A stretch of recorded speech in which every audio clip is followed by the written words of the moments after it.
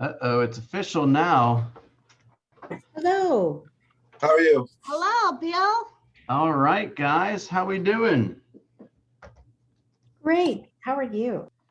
William Travis. Is that Travis Mack on the middle square on the right? That's me. What's up, Bill? All right. How we doing, everybody? Doing perfectly fine. All right, Right. Mel, is this going to Facebook or no? Do you want it on Facebook? You tell me. Not really. All right, nope. It's recording though. Okay. All right, hang on just a second. All right, are you hanging out with me or no? You don't have to. It's okay. Okay. Hello, everybody. How we doing? Doing great. Okay. Who wants to turn on their camera if they don't mind? I won't judge you. I didn't shave today or anything. It's totally okay.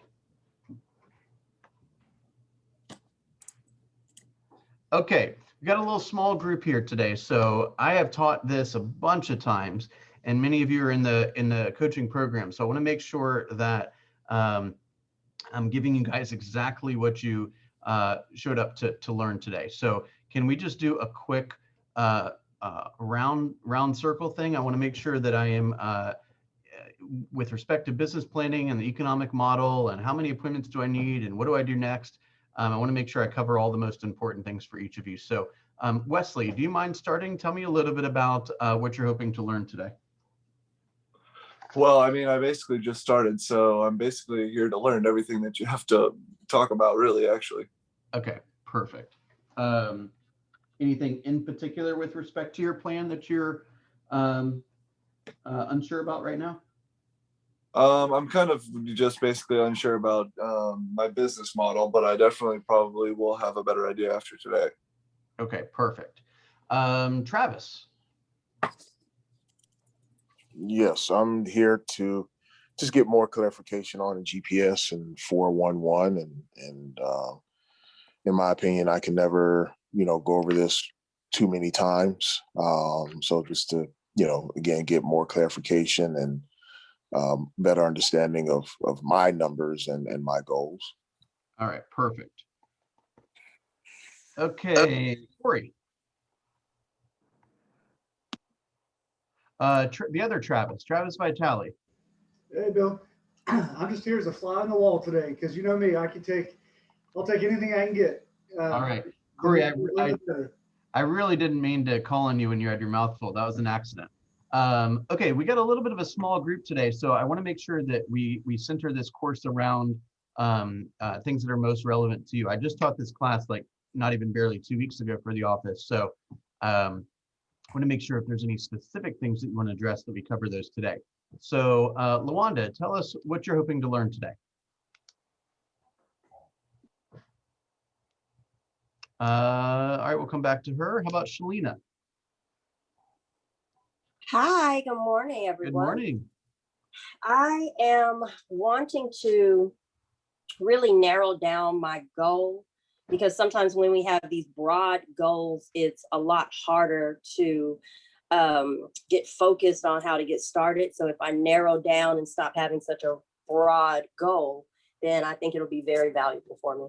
All right, I agree with you. So we're going to sharpen the focus. Okay. Donna, what would you like to learn today?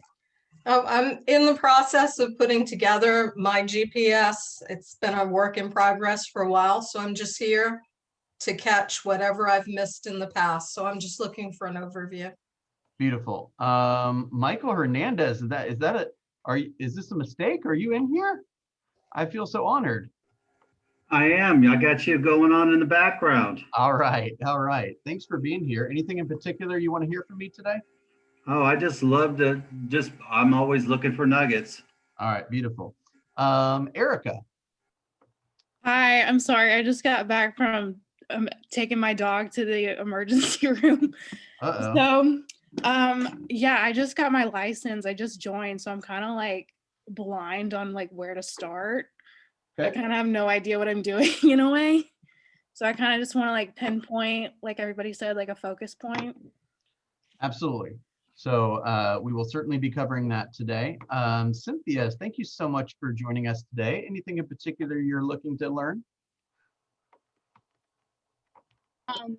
I want to get a little more focused on what I'm doing. And I know like Mike Hernandez said, get a little bit of nuggets or something that I should be doing. So yeah, I'm All always right, looking perfect. to learn. Perfect. Thank you so much. And Candace, what about you?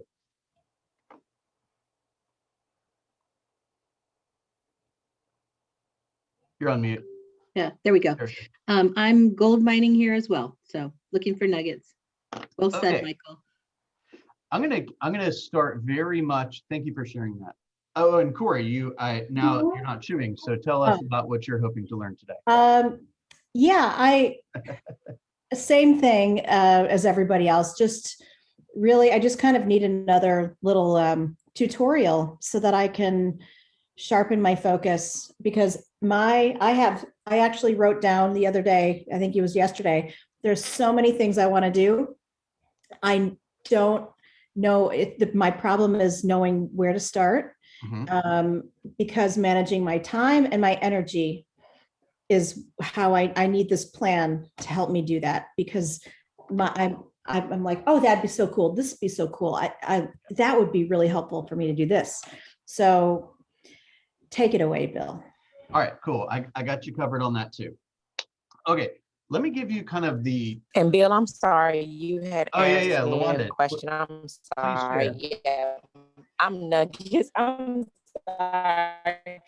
I'm Nuggets too, and just trying to pinpoint, because you know my situation, and it's just to pinpoint things that are going to help me move my business, continue to move my business forward, and just some nuggets, fresh perspective. Cool. Okay. Let's jump right in. We usually have a little bit more than an hour to do this, so I'm going to hit on a lot of the high points, but I want you to conceptually understand how these models fit together. Okay, let's get out your notes. We're going to take lots of notes today, and this is being filmed, so I suspect that Mel will send out a link later on. Okay, the first form that I think is really important for you to think about is a document that we call the Life by Design form. Okay, this is a relatively new form for Keller Williams, but what it really does is it helps you understand what are our financial goals in the first place, right? It asks us to really investigate our personal budgets, right? Our family budgets. It really, and just a sidebar there is not only the money that you're spending on your personal world, but also perhaps the money you should be spending on your personal world. So what I might be, I'm implying things like, do you have appropriate health insurance? Do you have disability insurance? Do you have life insurance, right? So some of the things that we might not have doesn't, and therefore, if I were to say, well, how much do you spend on this? And you say, well, I spend 0 on life insurance, or I spend 0 on health insurance. We all know that's not the ideal situation, right? So we've taken all the expenditures that we either have or that are on the list, we just haven't been able to afford them yet, right? We take all the expenditures that we know we're going to have from a business perspective, right? Fees to Keller Williams, gas money, license class, board dues, office bills, all that kind of stuff, right? Going to family reunion, paying for coaching, any of that kind of thing, okay? And then we ask ourselves, well, how much profit are we looking to make, right? What else are we trying to do with the money, right? Do we want to buy investment properties? Do we need to pay off debt? Do we need to, take care of, friends and family financially? Like, what else is expected of us? And we take all that big number together, we account for taxes, and we say, okay, based on this, I need to, and based on the amount of money I typically get paid when I have a closing, let's just call it $10,000 to keep it simple. I need to have 15 closings this year. If I have 15 closings this year, I'll be able to afford all the stuff I just listed. And that way, when we tell you, when we go on and on to the next several models, and we therefore bring clarity to what you should be doing on a daily basis, it's tied to something more emotionally. It's not we're aiming for 15 deals because Bill and I said 15 deals 9 months ago. It's we're aiming for 15 deals because that allows us to make X number of dollars. And when I make X number of dollars, I can do all these things. If I don't make X number of dollars, somebody's going to get the short end of the stick, right? I'm going to have to go to my kid and say, summer camp I can't afford this year, right? Can't afford a new backpack for you. I can't afford a new car for you, or whatever, right? And this is potentially tough stuff, right? And so what we have to do is get super, super clear on why that stuff is important to us. What is the why behind making that kind of money, so that it really sinks in when we create a plan around it. Does that make sense? Lana's here, man. This is awesome. Okay, any questions so far?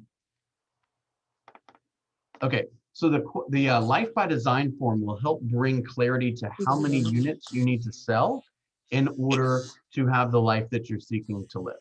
Okay, the next thing we do is we plug it into the economic model. Okay, the economic model, I'll share my screen with you really quickly, and I'll walk you through just some super basics on the economic model. All right, can you guys see this okay? Can everyone see this? There we go. Okay, so I happen to have this in, I've built the formulas out. If in coaching, we go through this in great detail. If you're not in coaching and you want to, for us to sit down with you and talk about how this can work, more than happy to do that. And if you got some questions about coaching, obviously more than happy to do that too. Okay, this just goes through a very simple way of determining what your some of the tangibles are. The biggest result, if you will, from completing the economic model is knowing how many appointments you need to go on. So let's walk through this really quickly. This form is really designed for a number of families that you want to help. Okay, in this example, we have 12 families or 12 transactions. Okay, this is what I would consider to be pretty typical request of people. Show me how to make 100 grand. Okay, so I'm going to show you how to make 100 grand really fast. Okay, the average sales price in the Metro Atlanta market is about $350,000. Okay, more often than not, you're going to see close to 3% on the commissions. Okay, I have this person's business 50% on the buyer side, 50% on the seller side. Okay, so each time you get paid, you make $10,500. If you do that 12 times, you gross $126,000. You pay for your office bill, you pay 18 to the office, and you should be at, hang on, you should net right at about 100 grand. Can everyone see me and hear me okay? Yes. Okay. Yes. There we came. Yeah. All right. Hang on. Let me change just one thing really quickly so I can see you all a little bit better.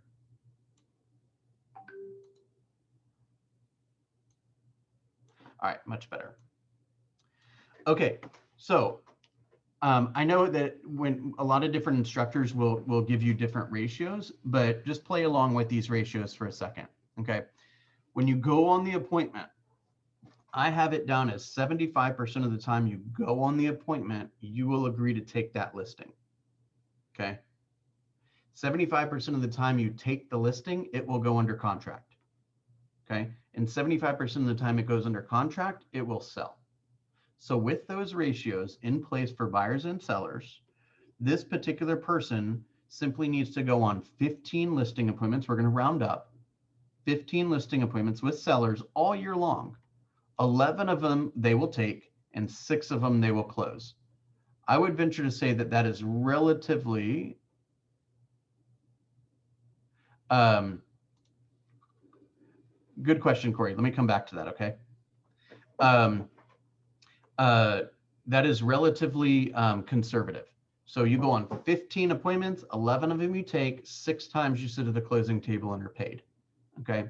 And what I have this drawn out right now is that if we round up, that's going on 29 appointments all year long and taking 22 of those listings. If we round up, you simply have to go on 3 appointments each month and take 2 of the listings.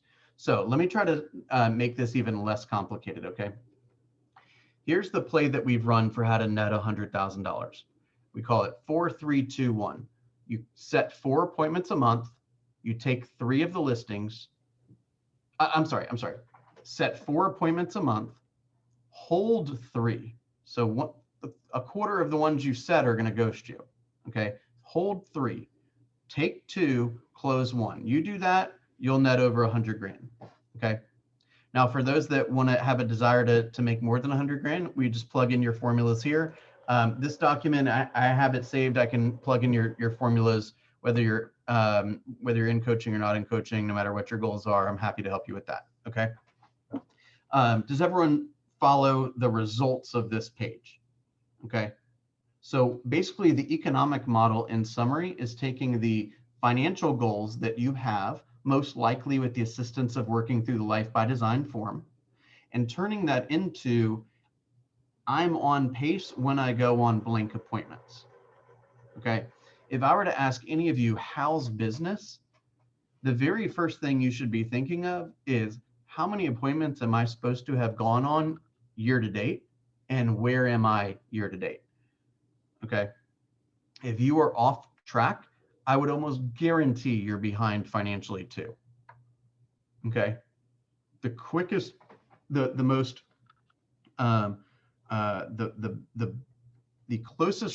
closer you are to your appointment goals, the closer you'll be to your financial goals. Does that make sense? Okay. Anyone with me? Everyone with me so far? Yep. Yep. Okay. So let's just assume that the result of this discussion is that we need to have 29 people meet with us for a professional needs analysis, some of which will be buyers and some of which will be sellers for the year. Is that fair? Okay, now there's a couple of exceptions with people on the call. Was that a question? Okay, the very first thing that I would talk to you guys about is when you are relatively new in the business, it is my recommendation that your GPS follows the 3 primary ways that you're going to find opportunities. Okay. As you get more experienced and as you have more opportunities and as maybe you're bringing on people to help you, you might want to kind of branch it out a little bit more and start talking about leverage and listings and different ways you find your business and these kind of things. But let's keep it real simple.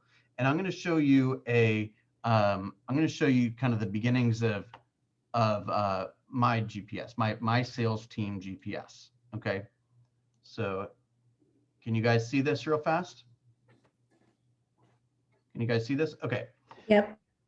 So, and I have broken a couple of my rules, and I haven't broken them because I'm just not quite finished with it. Okay. But this is the idea. The GPS is otherwise known as the 1-3-5. And by the way, GPS is goals, priorities, and strategies. Okay. So the goal is the 1. Okay. So in this example, I'm just going to turn this bold for a second. See that? My goal was to sell 25 units. Okay. Typically the goal is either a financial goal or a units goal. Okay. Now this format, you can use this format for any goal setting. So for example, let's say you wanted to save, $30,000 for investment property, or you wanted to lose 50 pounds or something like that. That would be your goal. And then we would look to identify the 3 priorities that you want to use in order to achieve the goal. So let's just do a weight loss real fast.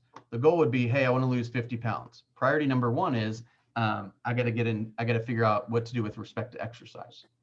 Priority number 2 is I need to figure out what to do with respect to diet, right? And maybe priority number 3 is I need to come up with some way of tracking all this stuff. Okay. And then the idea is you'd have 5 strategies below each priority that would go into more detail about how you plan to use diet to lose the weight, right? Or how you plan on using for sale by owner calls to book appointments. Does that make sense? Yes. Okay. Please shout out if there's something that's unclear. Okay. So the way that I arranged my plan, as I said, I want 25 units. So the way that I'm going to get 25 units is to apply, oftentimes you hear the word lever, lead generation lever, right? I'm going to push down on my open house lever.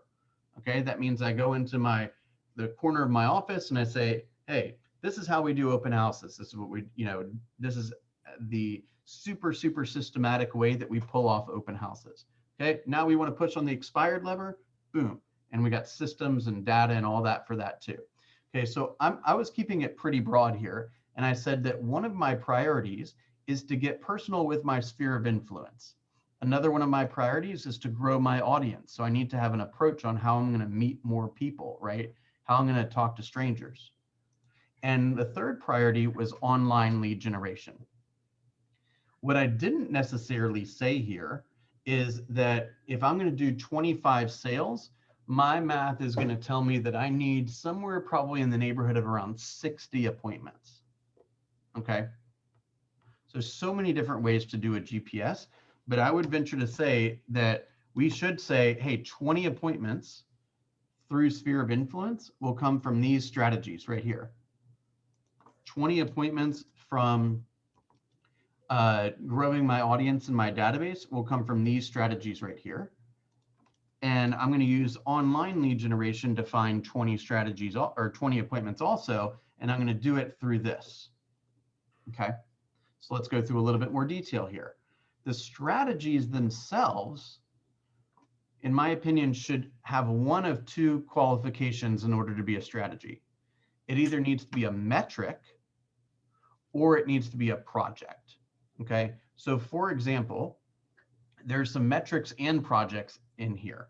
Okay, so let's dig in. So strategy number 1 for the priority of sphere of influence for the main goal of closing 25 sales is I need to establish some standards and metrics for my business.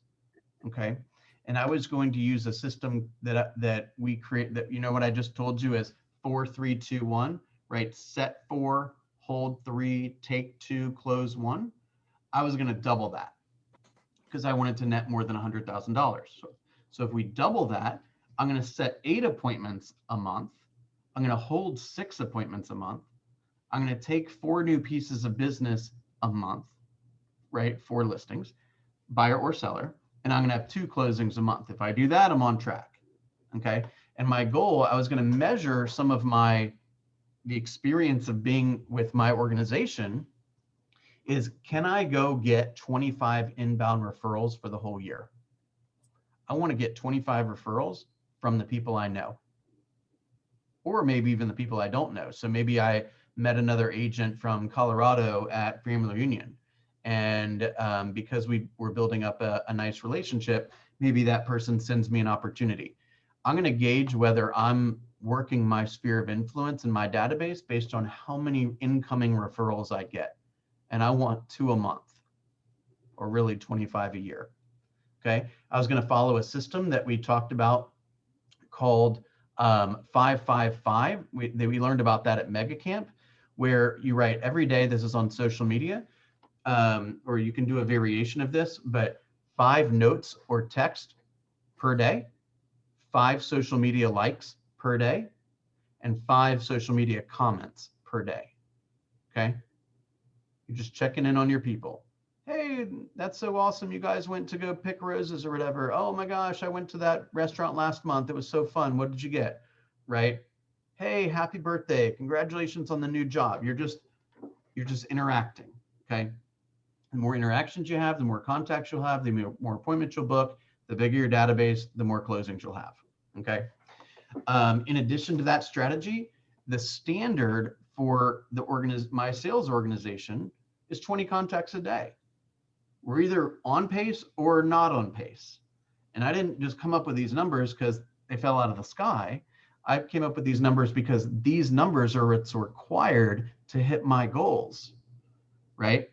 Because we all have things that are important to us outside of real estate that need to be financed, right? That we need to earn a certain amount of money to pull off. Make sense? Yes, I have a question for you, Bill. Okay. The 555, is that 5 texts and then 5 notes and then 5 social media, or how does that break down?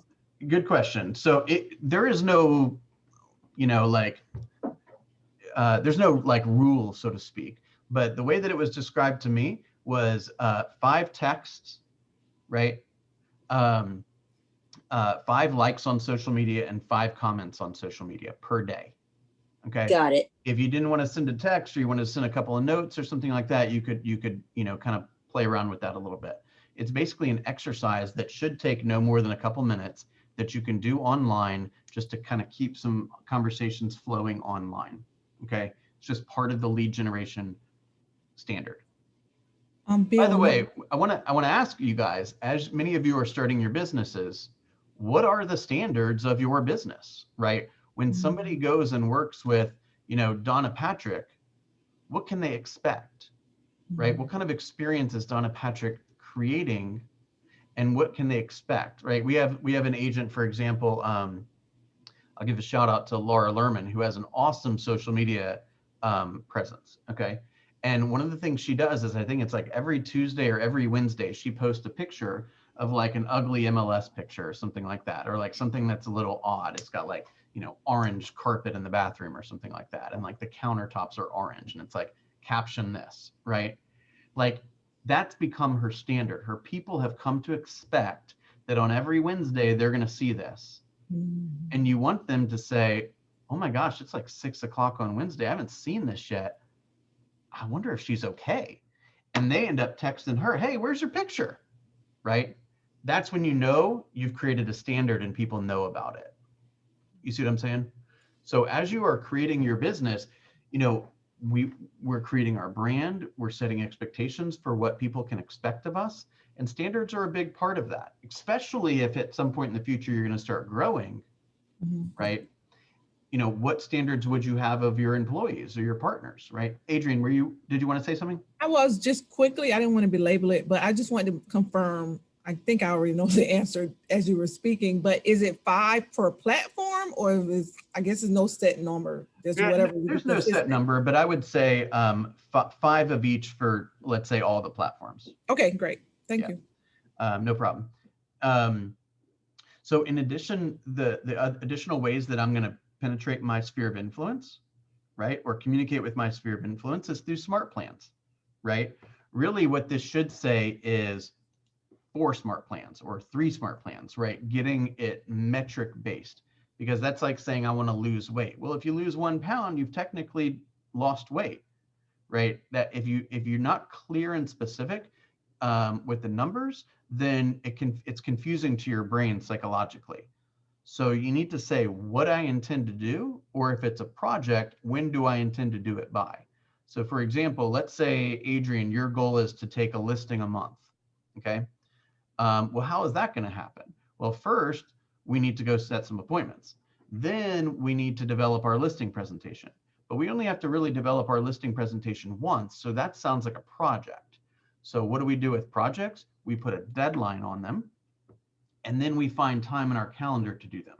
So you would say, hey, my project for the week is to build my listing presentation. And that project will be complete by the 10th of February, right? And because I know that it's going to take me 4 hours to do, I plan on spending an hour and a half on Tuesday, half an hour on Wednesday, and an hour on Thursday, and that's when it's going to happen. The problem that a lot of us make is, number one, we don't understand what's important, right? And number two, we don't actually understand how much effort it's going to take, and therefore we don't put enough time into our calendar to do it. Okay, we're all business owners right now. Some of us aren't profitable, but we're all business owners. And we need to make sure that, you know, if Gary Keller walked around and followed you around all day, would he know, first of all, would he be satisfied? Right? If your client walked around, followed you around all day, would they be satisfied? Right? I don't know. If I That looked struck at a your, nerve, Bill. what? That struck a nerve. Tell me more about that, please. Because I mean, with you just saying that, I know that Gary wouldn't be happy because I'm not really managing my time effectively, and I have some of these plans written out, but I'm not completing them. So, and if my clients seen that too, they would be like, well, wow, how invested is she in selling my house or finding me a house? That's right. That's right. I mean, I got to tell you, if somebody were to come and be my realtor and I'm going to write a check for 15 grand or whatever, I might just say, just to see how they react, to say, okay, show me your calendar. I want to know when you're going to be lead generating for me. How many of you guys would be prepared for that? I'm just saying, we get paid a lot of money, y'all. We get paid a lot of money. We got to show, like, if I looked at your bank statements, I would know what's important to you, right? Yeah. Same kind of thing. If I looked at how you spend your time, if I followed you around all day, would I even know you're a real estate agent, right? Is there time that you're finding business? Is there time that you're taking care of business? Is there time you're studying and learning and practicing, right? Is there time that you're sitting tracking what you've done, right? How serious are you treating this? Are you treating it like a job? Guys, we had several people in the office last month that made over $100,000 a month. Okay. For the most part, we're working in the air conditioning. Like, it ain't that hard. We just gotta be structured with how we spend our time. Okay. The potential is outrageous. Okay. Should I get off of that soapbox? That's a great box to be on. I can get on it anytime you want, Adrian. Okay.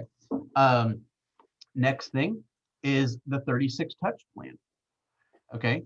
I want to make sure that we have a amazing 36 touch plan, because the data supports the fact that if I have a bunch of met people in my database and I systematically communicate with them 36 times during the course of the year, then for every 16 people I will have in my database, I should have a closing. So let's just do some math, y'all. If I make $10,000 for that one closing, and I simply need 16 people in my database to get it, then every person that I add to my database is worth $625 every year. Does that change the way you go out into the marketplace and try to find new opportunities? It should. Does that make sense? You go and find somebody who doesn't have a relationship with a real estate agent, and you go figure out how they'd like to be served, and you go do it, $625 a month or a year, like clockwork. Boom, boom, boom. Okay. So I want to make sure that that plan is in place, much of which should be automated. And then we just run the play. Okay. Another thing that I want to get into, I want to create some clarity around, or a plan around, is events. Events can be done during COVID. Okay. It's up to you. You're the owner of your organization. You can decide, are they going to be virtual events? Are they going to be social distance events? Are they going to be smaller events? Right. I'm certainly not suggesting doing anything that makes you feel unsafe. But you know, I know of agents that are hiring a magician and then sending out invitations to their database and having all the kids of the database people of their client hop on. And they can have 100 people on the thing, and the magician just does some card tricks and everyone has fun and blah, blah, blah, right? My kid took part in a scavenger hunt, a Zoom scavenger hunt a couple of weeks ago that their school organized. And they went and dropped off the little baggie that explains how the game works. And they tuned it at a certain time, and everyone had a great time, right? There was I think Andy and Leslie, was it Andy and Leslie that did a wine tasting the other day? They had a sommelier come over and, they sent out a list of, here, buy these bottles, or, hey, if you sign up, it'll be $50 and we'll have 3 bottles of wine sent to your home. And then on that day, we're going to open all 3 and we're going to taste this one and talk about it and taste this one and talk about it, right? What is the experience like being in your presence, right? Working together. That's what everyone is saying now. It's all about the experience. It's all about the experience. So speaking about experience, what do I get for being in Bill's database, right? Is it like a member, like I want to feel like I'm part of the club or something, right? What's the benefit of being on your newsletter, so to speak, right? So do I do anything for VIPs? Do I do anything for people that refer me business, right? If so, what do I do? Sounds like a project. It needs a deadline and it needs time on the calendar. Does that make sense? Charity. Do you think it would be compelling? I'm not trying to get political here, but do you think it would be compelling if I shared with, whenever I was interviewing with somebody, say, hey, just so you know, 2% of my commissions I give to this organization, or for every closing I make a donation to a charity of my customer's choice, or hey, for every closing I send $50 to Nothing But Nets, which is a charity in Africa that supplies malaria nets to the cities there or towns there, right? And a malaria net, which literally costs like 70 cents or something like that, will save a family from malaria for like a month, right? You think people like that? I'm not saying you do it so people will like it. I'm saying people buy why you do certain things, right? If it's meaningful to you and you share it with people, it becomes meaningful to them. Does that make sense? So what's the purpose of your business, right? What do you do with that money? And is there anything beyond feeding your own family? Make sense? So maybe there's an organization that speaks to you. Maybe it's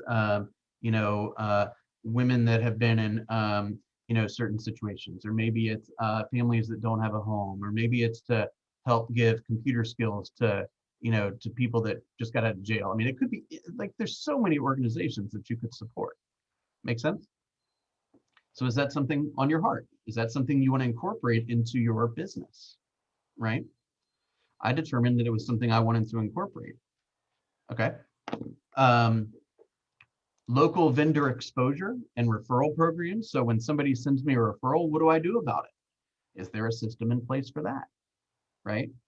I want to reward the referral the second it happens, long before it closes or I meet with the person. It has nothing to do with it. They can't control that. What they could control is the introduction, and I want to reward them for the introduction.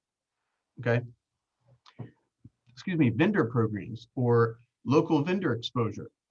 What if I interviewed my home inspector and said, hey, show me tell me about the 3 things you most commonly see in a home that are problematic.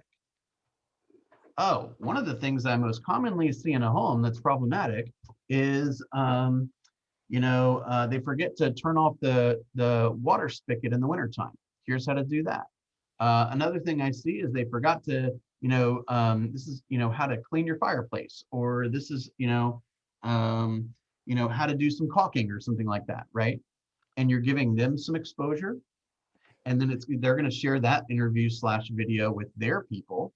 So you've just got access to a new audience, right? And you're teaching your consumer about the real estate space, which is what they want to hire you for in the first place. Make sense? So that to be honest, is not really fine-tuned right now. I want to fine-tune it. So the first thing I do to address a goal that I have is to write it down. And then to say, okay, what is a local vendor exposure? What does that even mean?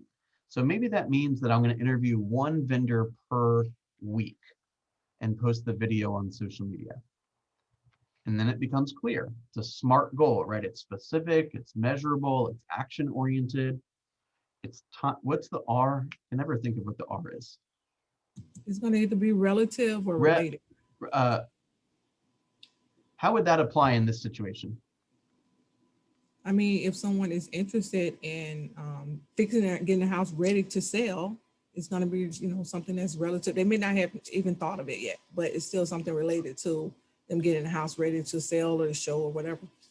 That's right. And time sensitive, right? So it's bound by time. This goal will happen by this date, right? Okay, let's move on to the next piece right here. Another priority that I have in an effort to get more appointments is I need to grow my audience, meaning I need to grow my database. Okay. Now there is the math on this from KW Research again suggests that for every 16 people you have in your database that you properly communicate with them, you should have one closing. So if you have a goal to sell 20 homes this year and you don't have 320 people in your database, you better get 320 people in your database as soon as humanly possible, or it's unlikely to happen. Does that make sense? I want to make sure everyone heard that real good. Did everyone hear that? Yes. Okay. So there's a mathematical equation to tie the number of people that you're in communication with how many closings you expect to see from that group of people. Make sense? So if you've got a database of 35 people, yet you want to close 20 homes, something's going to give. It's probably going to be the income you get from closing the 20 homes. Make sense? So if you guys have not spent some serious time organizing your database and compiling all the data from your cell phone and LinkedIn and IG and Facebook and your cell phone and wherever else it might be, sheets of paper, Excel spreadsheets, whatever, and getting it into a organized place, ideally command, then you will know people that transact business and you didn't get paid. And from experience, it does not feel good to find out that your best friend bought a home with someone else on Facebook after it's already happened. Does that make sense? And it used to really, really upset me. And then I had an epiphany on it. And I said, maybe I just didn't earn that one, right? Maybe I just didn't earn it, right? If I had done everything possible to help that person and given them exactly what they wanted, they would have hired me. So I guess it's my fault. I didn't know what they wanted, when they wanted it, how they wanted it. Who's to blame for that? That's me. That's all on me. Does that make sense? Okay. So what is the standard for how I'm going to grow my audience? It has to be measurable, remember? So I'm going to grow my audience by, I said 10 people per week. So I'm going to add 10 people to my database every single week, 2 a day, right? It's not so tough for somebody who could make well over 100 grand, right?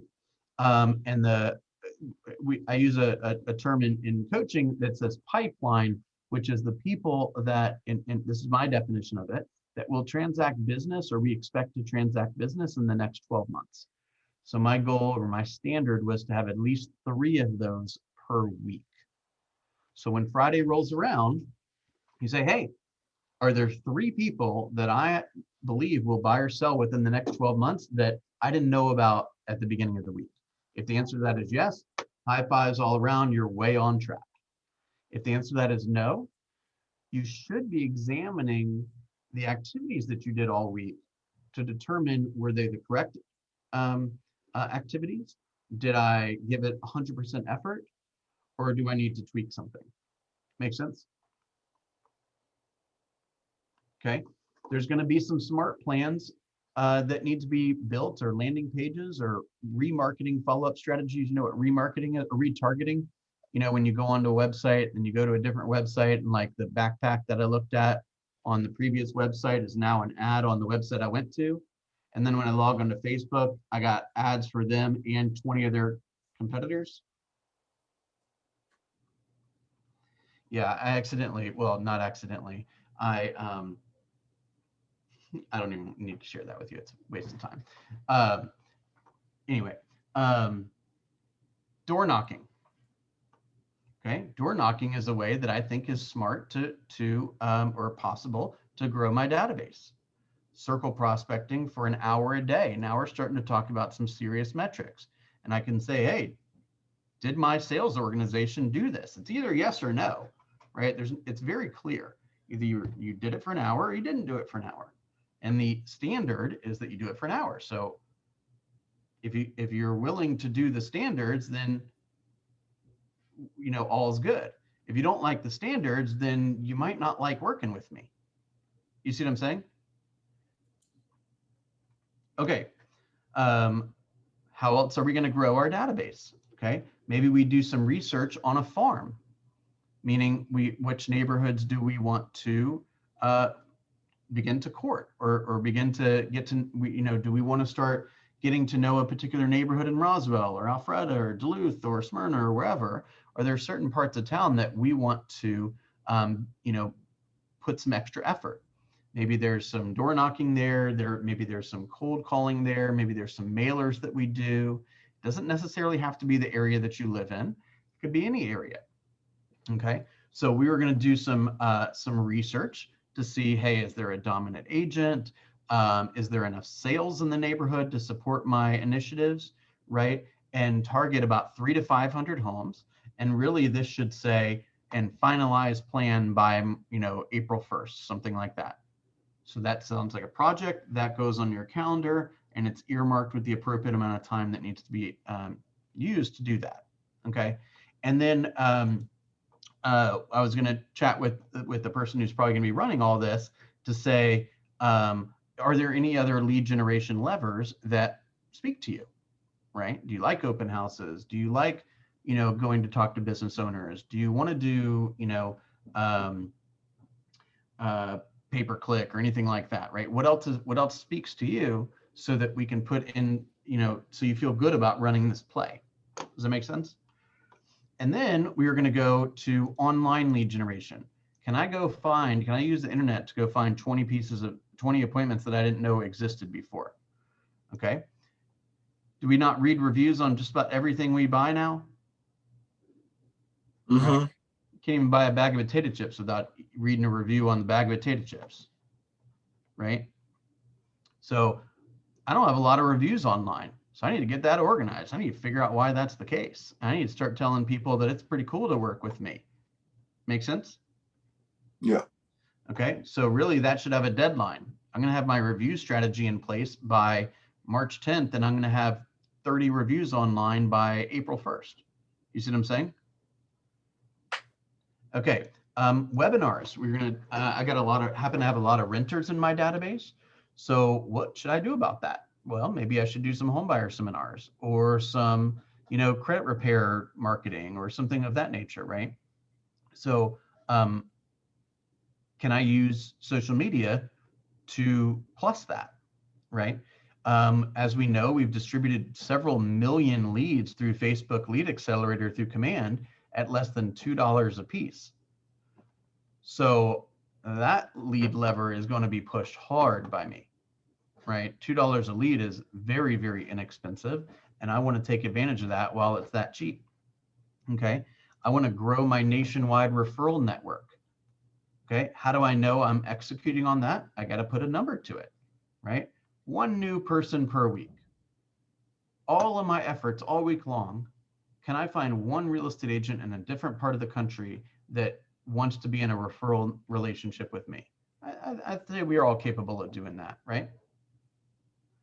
And then social media standards, it's kind of what I alluded to earlier, where I say, hey, I'm performing on the social media front when I do something every Monday, something every Tuesday, something every Wednesday, and it's predictable and it can be expected. Does that make sense? So really what you're doing, and I know this is a lot, but really what you're doing is you are creating standards for your business. And this is a very detailed plan for you to have massive success, right? The line that says, like, what is it? If you plan to, if you fail to plan, then you plan to fail. Mm-hmm. So if I were to go to one of you and say, hey, show me your business plan, and you don't have one, it's unlikely you're going to hit your goals, right? So the fastest you possibly can, if you're operating without a business plan that specifically spells out the initiatives that you intend to create and monitor and execute on, and you're unclear about how many appointments you need to hold every week or month or quarter or year, your goals are in jeopardy, right? And some of us set goals that are basically exactly what we need to earn, and some of them are a lot higher. But we talked about this the other day, like, you think having a business where there's a lot of stuff going on and you got a lot of appointments to go to and a lot of contracts to manage and all that, you think that's stressful? Wait till you have nothing. That's also stressful, right? So do you want a big business that's pretty chaotic that you need to get help and systems to manage and to reduce the stress? Or do you want to have no prospects and have to live in that stress? So basically all we're doing here is creating the play. Okay. Now let me just take the 411. It's great, but if you haven't figured out your GPS, it's just going to be too overwhelming. So the first step is to figure out the GPS. Then we go to the 411. Any questions? I'm going to just talk about the 411 for a second, but any questions on this? Okay, let me summarize then. So the one goal most likely should be either income or number of units you want to sell. The three priorities, it is my recommendation that you look to the three primary ways that you want to find business. Okay. Three primary ways you want to find business. Prior to doing that, I mean, as I grew a little bit more and as I had more people to help me and assistants and all that stuff, my three strategies were how do I get the number of appointments? So it's appointments, right? And then the five strategies below that were open houses, cold calling, sphere of influence, Facebook ads, that kind of thing. My second one was how do I grow the database? And then I had 5 ways of growing the database. And my third one was how do I grow myself, right? Because Bill on March 1st, 2021 can't pull this off, okay? Bill is gonna have to become a different person in order to pull off these goals. Got it? So what do I need to do? How do I need to grow? What do I need to learn? What skills do I need to perfect so that I can actually pull this stuff off, right? So we got to bring our A game to work every day. Is that a good summary of that? Mm-hmm. Anybody, any questions? Was that helpful, etc.? Okay, perfect. Let's talk about the 411 for a second. This is my version of the 411, okay? The 411 is, think of it like this. It's basically all of your goals stacked into one format, okay? So another way of thinking about that is they separate it into job, business, financial, and personal. Again, this is a document that you can change for your own personal needs. So if there's something else on here that you want to put here, that's great, no big deal. Okay, so it's separated into annual, monthly, and weekly. So it's annual, that's where the 1 comes from. Monthly, that's where the other 1 comes from, and weekly, that's where the 4 weeks. Okay. Now, we don't have quite enough time to go through this in general, but think about all of the different categories. Now, you might be saying to yourself, what's the difference between job and business? I've heard a bunch of different explanations for this, but this is my preference for the explanation. You are a business owner, yet with only 1 or 2 exceptions, you also have all the jobs of being in the business too, right? You're the lead generator, you're the lead follow-upper, you're the marketing person, the social media person, the listings manager, the contract to close person. You are the runner, the sign installer, the termite inspection setter-upper. You are the everything. You're the buyer's agent, the listing agent, the showing agent, all of it. Okay, that is what I would call working in the business. That's all of the daily like stuff that you got to do. Okay. Working on the business is when you step out of the kind of the worker bee mentality and you say, well, I also own this place. So how is my worker doing? Do they have all the tools and resources that they need? Do they have all the training and technology they need to perform their job? Right? Am I being a good leader? Right? So think about job as when you're doing the day-to-day tasks of a realtor. Think about business in terms of the owner of the business. So a business goal might be establishing an LLC, right? Or meeting with a CPA, or learning some type of skill, right? I need to go to a leadership class or something of that nature, right? Job, those tend to be things like I need X number of appointments this month, right? I want to go to 4 classes this month. I want to host 3 open houses. I want to meet with 4 for sale by owners. I want to have lunch with somebody that's smarter than me every week, right? Whatever it may be. Okay. I got that on my calendar. Learning lunch. Every month, I want to have lunch with somebody who makes more money than me and has had more success than me. Do you think it's possible that I could learn something from that lunch? Do you think it'd be possible that it would, you know, the $15 or $20 it might cost me? Do you think that would pay off? Right? You follow what I'm saying? So how intentional are you being about your time? Wesley, did you have a question? No, I don't. Okay. So you take all of the job responsibilities that you have, and really one of the most important things is to have metrics tied to them, right? So I've got metrics tied to what I'm trying to accomplish on an annual basis for job, business, financial, and personal. Personal would be things like I want to read this number of books, or I want to take this number of vacations, or I want to make a, have a daddy-daughter date night or something like that at once a week, whatever it is. Okay. Financial would be things like, I want to have this amount in a reserve account, or I want to be debt free, or I want to pay off my car, or I want to buy a car, or something of that nature, right? All the metrics that you have in the annual, you just divide by 12, and that should be your monthly. Okay.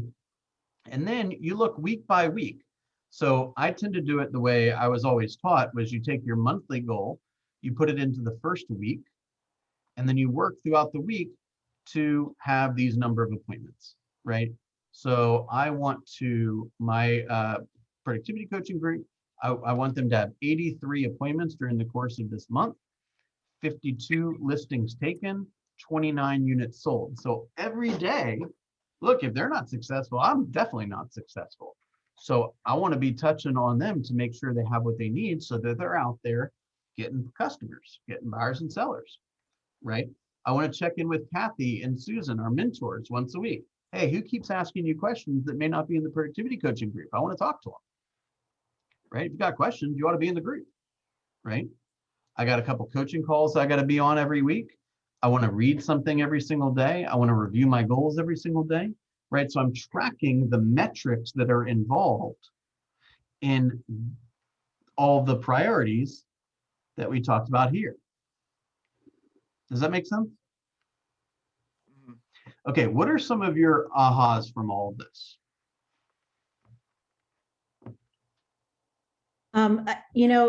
You're starting on a 10,000 foot or 30,000 foot level, and then you're just drilling it down. So you're looking, what are your macro goals? And then you're just essentially implementing ways to achieve those and to hold yourself accountable for doing that.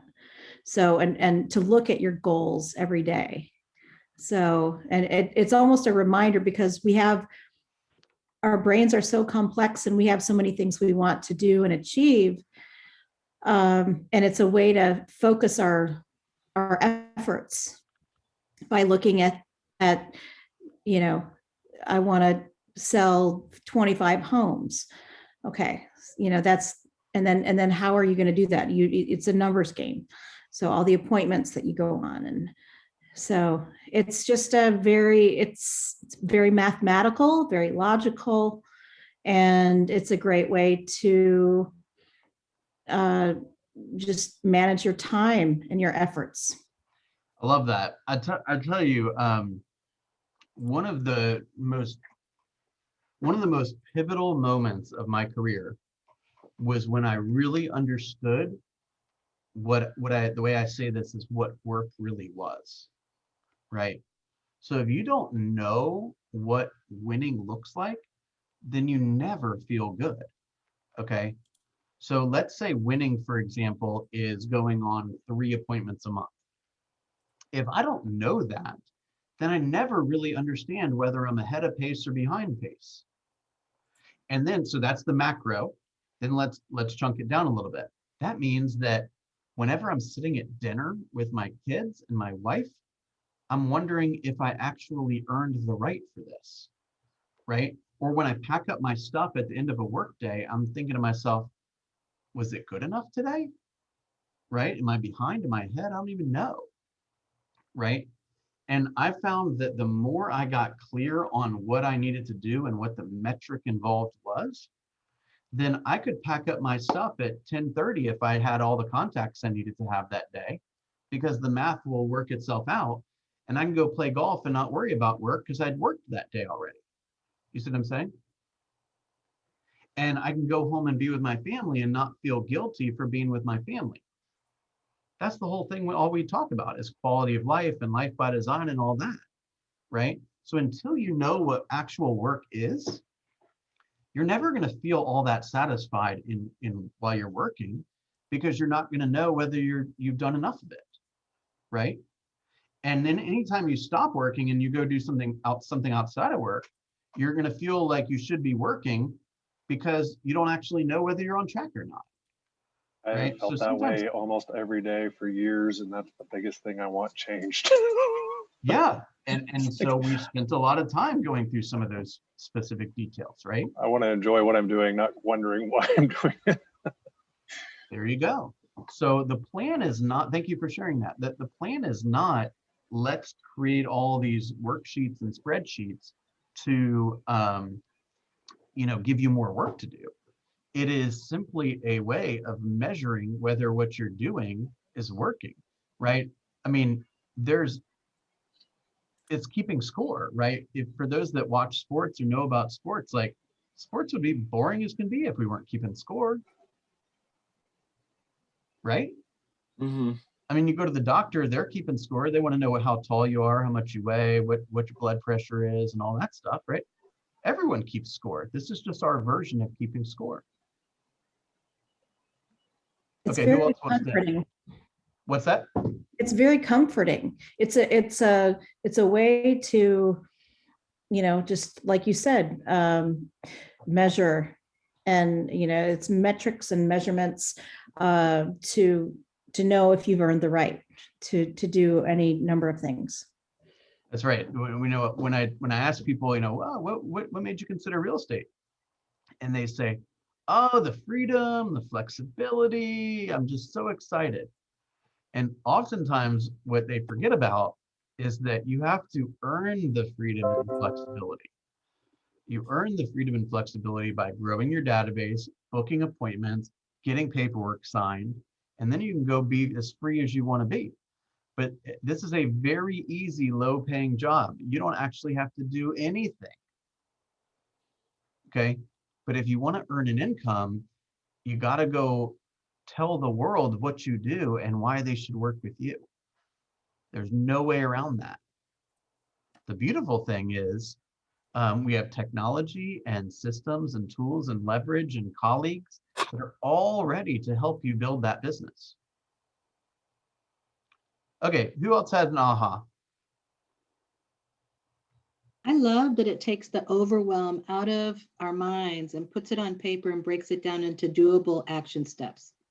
So instead of just being this, how am I going to do that? It's written right there. The path is laid out, and all we have to do is just walk that path. And then the metrics for tasks and the deadlines for projects helps you to see whether you're on track and you're on schedule, or if you need to, revisit and step it up. So that's helpful, having that in writing. Yeah. So that you can put it on your calendar. I'll give you I'll give you a clear idea right now. We're in a room with mostly new agents, okay? How many of you are prepared to go on a listing presentation? If somebody called you today and said, hey, come list my house or come present to me, would you be ready? Right? Thank you, Colleen.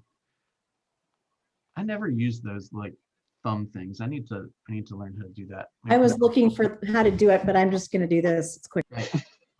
My point is if you don't have an organized, ready to go listing presentation, like, gosh, there's not much more important than that, you guys. That's like what we do. We go list property. Like, how much longer are we going to wait and to get that in place? So if you don't know where to find the tools, you don't know what to say, gosh, come find one of us and let's help you through that. Okay? Because subconsciously what's happening is if you're not ready for the appointment, you're not being as assertive and aggressive and handling the objections properly, and you're not asking for the appointment numerous times, you're not behaving the way you should behave because you're afraid to get the appointment. Because then that's going to put you in another tailspin of, oh my gosh, I got a listing appointment. What am I going to do now? See what I'm saying? You know what, Bill? If I can piggyback on that. Please. I definitely agree. You're kind of nervous to get that client because you're like, uh-oh, if I do, then what am I going to do with them? So it took me a little longer than I wanted, but as soon as you can, if you jump in there and get your listing presentation, it doesn't have to be perfect. And I was wanting mine to be perfect. And so what I finally came to the conclusion is get one together. You can always add to it. So I'm constantly adding to it to make it better, but at least have something that I can present to a potential client when they say, okay, yes. Exactly. At some point, we gotta, we have a lot of people that are getting ready to get ready to get ready to think about getting ready to getting ready to thinking about going to call somebody. Like, you can't get a six-pack by reading a book about how to get a six-pack. You just got to go out there and lift the weights. Does that make sense? Okay. Was this helpful? Any last minute questions?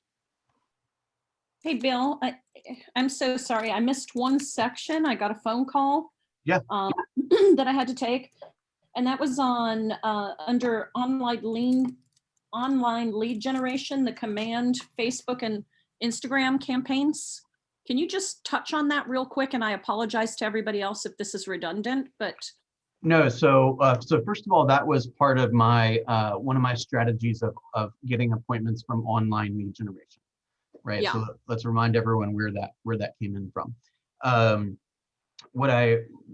The point I was trying to get across is basically that is one of the ways that I have chosen to find business or find people or find appointments, right?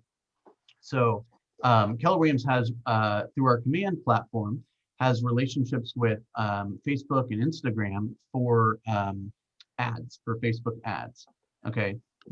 According to our research, the average internet lead is about $55 a piece, okay? Through Keller Williams' systems, we've been dispersing leads, or the agents have gotten leads for an average of, I think it's $1.91 or $1.89, something like that per lead. So it's substantial savings. So what does that mean? It means that I better figure out what the best of the best are doing and what the worst of the worst are doing, because I don't want to waste money, right?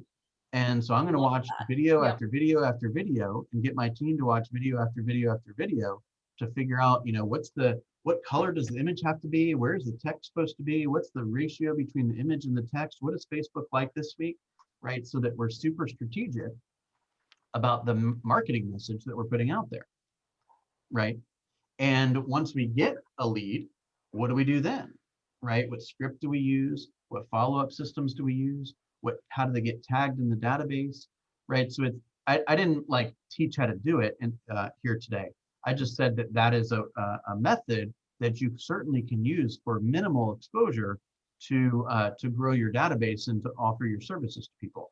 So just as a side note, if there's any part of command that you don't understand or that you'd like some more assistance with, a good rule of thumb is go onto YouTube and type KW command designs or KW command contacts or KW command opportunities, right? And you will see literally 50 videos describing line by line by line what to do, right? How to add the contact, how to tag them properly, how to set them up on a smart plan, how to set up the neighborhood nurture, how to do a Facebook ad, all these kind of things. There's also a lot of Facebook groups online for KW command, command your conversion. There's just an insane amount of referral groups and these kind of things on Facebook. So you can hear what people are doing best practices wise, right? Because all we got is time and money. If we're wasting time and or money fiddling around with something, we're not being as strategic as we should. Let's go straight to find out what the best of the best are doing and let's go do it. Did that address your question, Colleen, or not really? No, it really truly did. So I was in a pretty intense seminar last week, and I've known for quite some time that I really need to bring video into my business strategy. And I took a seminar last week all about video and placing ads behind the video. And I did not know, because I'm newer to Keller and certainly newer to Command, that Command had a program where I could go ahead, do my videos and then run an ad behind it from Command. So I love that. And that was my big aha moment of the class that you just taught today. So I appreciate it. Thank you so much. Absolutely. So let's regroup it as I close this up. Our goal at the beginning was to talk a little bit about how to conserve your energy and manage your time, to sharpen our focus, knowing what to do each day, and making sure that we kind of recognize when we're faced with distractions and when we're being asked to do things that aren't our priorities, right? I went through the GPS and I showed you the economic model. Did I address some of those major concepts? Okay, let me leave you with this. Okay, here's my 411. See how easy it was for me to grab it? It's because I'm staring at it all freaking day. Okay, you know why? Because it's got my priorities on it. So if these are my priorities, why in the world would I be focused on anything else? Why would I intentionally focus on something that's not a priority? I don't understand that, right? It's got my family stuff on here. It's got my hobbies on here. It's got my personal goals on here. It's got my financial goals on here. So this is all encompassing for my world. Okay, so let me play. I'm going to do a little acting for you guys. Okay, check this out. Come into my office and I sit down at my workstation and I'm sitting here looking at my 411, which are my priorities. So guess what? I get to work on my priorities. And I don't address anyone else's priorities until I'm done with mine. Okay, let's try this again. Okay, I sit down at my workstation and I got nothing in front of me. Nothing. What do you think I'm going to start doing? Because we're human beings and because we want to feel wanted all the time, we're going to go straight to our email. And do you know what email is? It's a long list of everyone else's priorities. Okay, and we're going to go straight to social media. You know what social media is? It is a long list of other people's priorities. If you spend all day focused on other people's priorities, you won't get any of your own stuff done. Does that make sense? Mm-hmm. So do you want to set yourself up to know and act on your own priorities? Or do you just simply want to live a very reactive world and have an income that is happenstance and unpredictable?